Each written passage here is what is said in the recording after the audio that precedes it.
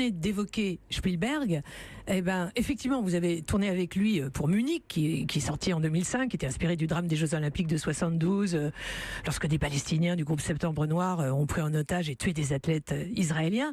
J'aimerais, pour l'anecdote, Yvan Attal, que vous nous racontiez le casting, qui paraît-il a été très très particulier, parce que franchement, il s'est déroulé de façon improbable. On vous avait d'abord refusé de vous donner le nom du metteur en scène pour lequel vous passiez ce casting, donc vous ne saviez pas du tout que c'était Spielberg. Vous n'aviez aucun texte à lire, et il paraît que on n'a fait que vous interroger sur votre passé, votre naissance.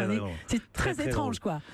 En fait, d'abord, j'étais en tournage moi-même, et il y a une directrice de casting, Juliette Méninger, qui m'appelle et qui me dit: il faut que tu viennes faire des essais. Alors je dis oui, avec plaisir. C'est pour qui? Je peux pas dire. Alors, comment ça, tu peux pas dire? C'est un secret, c'est un grand secret, c'est quoi ce film? Et j'ai cette phrase, je lui dis, enfin, c'est même pas à elle que je dis ça, elle me dit vraiment: il faut que tu viennes, ça vaut le coup, viens. Elle insiste, je finis par venir. Et donc je me retrouve là, en face d'un couple d'Autrichiens, de directeurs de casting autrichiens. Ils avaient un accent, on parlait l'anglais, mais ils avaient un accent allemand, comme ça. Bon, je savais, donc ils m'ont dit qu'ils venaient d'Autriche. Et ils m'ont posé un tas de questions sur ma vie. Donc j'étais né en Israël, ça avait vaguement, mais je ne savais pas, un rapport avec le sujet, ce que je faisais. Bon, ils avaient envie de me voir. Il n'y avait pas d'essai à faire, rien du tout. Ils avaient envie de m'écouter, parler, pour voir si probablement ma nature, mon visage pouvait déjà... je pouvais faire partie de cette aventure déjà dans un premier temps comme ça. Et au bout d'un moment, je leur dis: bon, ok, c'est bien gentil toutes vos questions, mais c'est quoi le film? Et donc ils me disent: on peut pas vous dire. Je leur ai dit: écoutez, Stanley Kubrick est mort.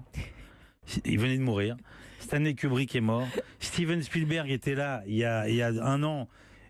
Pour faire Catch Me If You Can, il a casté Nathalie Baye, il n'a pas fait tout votre cirque. Voilà. Qui suit votre grand metteur en scène mystérieux. Il se trouve que c'était Spielberg. Et voilà. Et il a visionné tout ce que vous avez dit. Absolument. Et il a adoré que vous partiez en vrille. C'est pour ça qu'il vous a choisi. Enfin, ça l'a amusé en tout cas. Et ensuite, ce qui est quand même drôle, c'est que moi, donc, je disais que j'étais en tournage et que je finissais un film et je partais en vacances avec Charlotte à la fin de ce tournage. Et elle me fait jurer de ne pas allumer mon portable. On partait en vacances.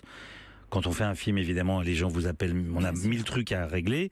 Et là, je partais en vacances et j'avais promis donc de ne pas écouter, de déconnecter avec mon propre film. Ça faisait un mois que j'avais fait les essais, ces fameux essais pour ce metteur en scène mystérieux. Ça m'était complètement sorti de la tête.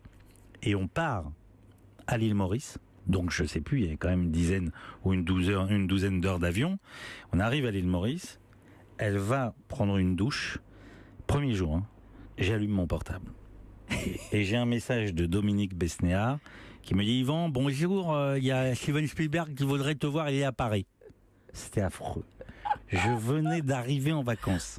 Non seulement j'allais pas voir Spielberg, mais j'allais pas pouvoir garder ce secret que j'avais allumé mon portable et me trahir. Bien sûr. J'ai assumé, j'ai dit: j'ai allumé mon portable, j'ai écouté mes messages, je vais rentrer à Paris pour aller voir Steven Spielberg. Je suis arrivé dans sa chambre et il m'a raconté qu'il avait vu les essais, que ça l'avait amusé, et il m'a dit: qu'est-ce que je peux voir avec vous? Et alors je lui ai dit: mon film. Ma femme est une actrice. Et il était très étonné, il m'a dit: mais c'est dingue, en France vous êtes tous acteurs et réalisateurs. Et d'ailleurs, il a casté dans le film Mathieu Amalric, qui était aussi réalisateur, Arestrup qui venait de faire un film. Oui.